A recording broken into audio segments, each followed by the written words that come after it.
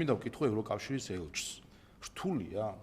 აი რთულია ამ მარტივი ჭეშმარიტების თქმა, რომ პრეზიდენტის სასახლის შტურმი არ შეიძლება. აი რატო უჭირს ბატონ ჰერჩინსკის, რომ ეს მარტივი რამდენიმე სიტყვიანი წინადადება თქვას, რატომ უჭირს ბატონ ჰერჩინსკის და მის ხელმძღვანელობას ბრიუსელში, რომ მეორე მარტივი წინადადება თქვან, რომ პარლამენტის მანდატების დახევა და გასვლა პარლამენტიდან ეს არ არის დემოკრატია. რატო უჭირთ? იცით რატო? იმიტომ სინამდვილეში არაფერ არ უჭირთ. ძალიან კარგადაც იციან და ამას აკეთებენ განზრახ იმისთვის, რომ მათ მიერ რადიკალიზმისთვის მიცემული ლეგიტიმაცია არ გამოაცალონ. იმიტომ დღეს რადიკალიზმი არის სრულად ლეგიტიმირებული გარედან.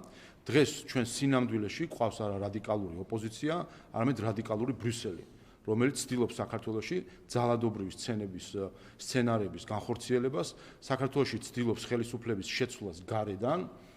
ის, რაზეც უარი თქვა ამერიკის შეერთებულმა შტატებმა, მის ახალმა ადმინისტრაციამ, დღეს სრულად გადმოიბარა ევროპამ რეჟიმ ჩეინჯების სახელმძღვანელოები, როგორც ჩანს, მათ გადაეცათ და ახლა კითხულობენ რომელიღაცა გვერდზე მისული არიან საბედნიეროდ ცუდი მოსწავლეები არიან ამ ხრივ და ვხედავთ რომ აი 4 ოქტომბერი ეს არის მაგალითი იმ ჩაფლავებული ხელისუფლების დამხობისა, რომელიც იყო სრულად გარედან მხარდაჭერილი ევროკომისიის პრესპიკერის დონეზე იყო მხარდაჭერა გამოცხადებული ხელისუფლების დამხობის შეკრების მიმართ 4 ოქტომბერს. ასე რომ კიდევ ერთხელ კითხვა მარტივი არის ევროკავშირის ელჩის და ბრიუსელის მიმართ. რთულია ამ ორი მარტივი წინადადების თქმა?